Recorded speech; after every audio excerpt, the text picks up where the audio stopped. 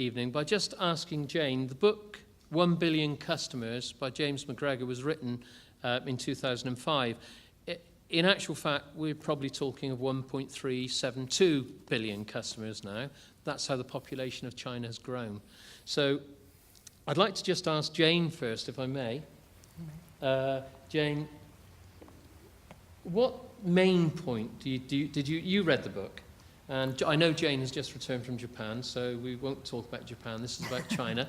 But what was there a main point from the book that jumped out at you? Yeah, I mean, there were a whole number of points actually that jump out. But for me, with an education hat on, it was the quote that he said when he said, "Stuffed ducks don't quack." and then went on to actually talk about the education system in China.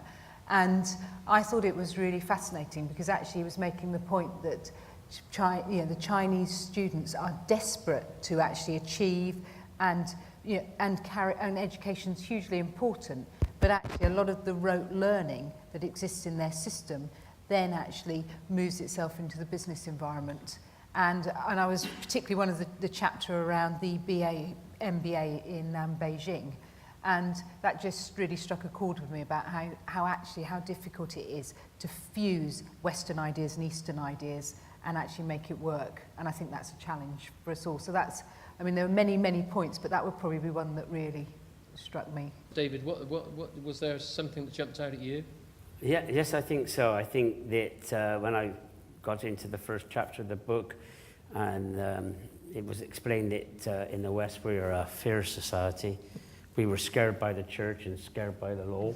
So we're worried about being caught. And in China, I always thought of it as face, but basically he explained that it was more of a shame society, where you don't want your family or anybody else to find out you've done something wrong, but it was perfectly okay unless you're caught. So unless you understand that principle and understand the people culturally and recognize the differences, you cannot communicate. You just can't communicate. So Debbie, what was your view? Part of the direction of local government these days, Stephen, is to work in partnership. And there was a line that struck me from the book.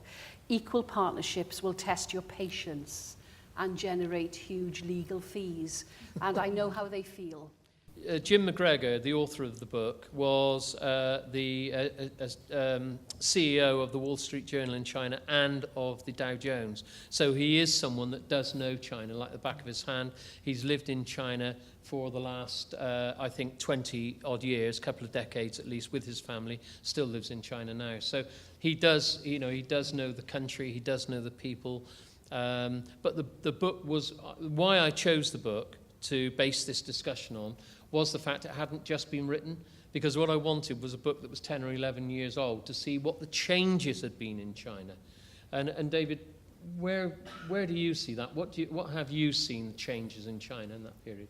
Well, I was fortunate enough to first go to China in 1981, lecturing the oil industry on water injection up in the Daoqing in the north. And of course, I was quite young. I had a darker beard then, and the beard itself made me stand out a mile. But in truth, the people were extremely friendly but unsure. I mean, we were still in green uniforms with red stars at this time, so it was extremely interesting, to look at that, because that I've been in Russia, but this was a different type of communism.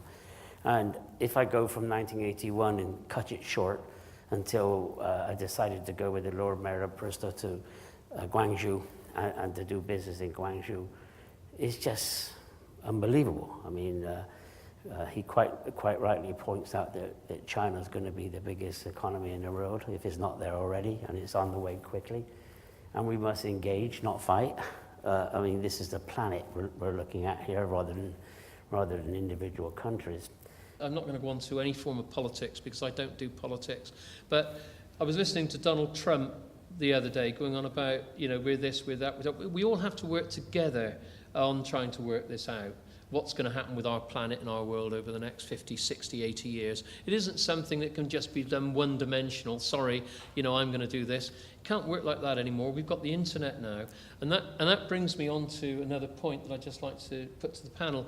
The Chinese internet system is huge internally. There is what's termed the Great Firewall, which is an important aspect of how the Chinese government control the internet for what is their perception of the benefit of their population. And whether your opinion is that's good or bad is an individual thing. But the reality is it does exist. An interesting point is that there are approximately 700 million users of the internet beyond the firewall in China, which is nearly double that of the internet users in the USA. That just goes to show you that how powerful this country is and can be. In terms of the digital economy, and I'm glad to see we've got a Newportonian sitting in the audience tonight, Roger. He'd already, and Roger is very much an entrepreneur and part of the digital economy. He's a leading Newport businessman, so I'm glad he's come to check on me to see that I'm saying the right things across the other side of the Severn Bridge. But no, I mean, clearly, you know, we've got the Cyber Academy with USW, and it's about that future-proofing, and it's about raising that skills base. I mean, you know, Stephen, I mentioned to you that I've spent over 30 years in education. So prior to, taking the black hand and becoming a politician, I did actually earn a living in the real world and worked in public service and moved people's lives on. So you can imagine in that 30 years of public service in teaching, the skills base that I started in Brixton was very different to the one I ended up with teaching in Pontypridd. And it's that rapid pace of change that I think we've all got to get hold of. And this is what I got from reading this book, the way in which they changed. But still, in China, today they have that 2,000-year-old endemic, that mistrust of foreigners. And what was the line?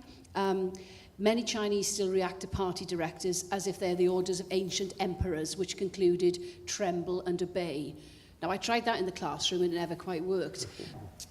How do you see education and the education exchanges with China from the sort of first-hand perspective?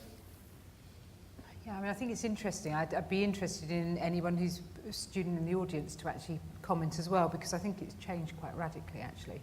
I think if you were to go back 15 years, then it was almost all about Chinese students coming into the UK.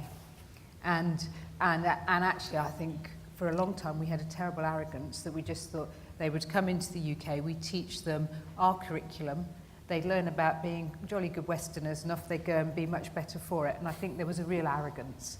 I think that's shifted.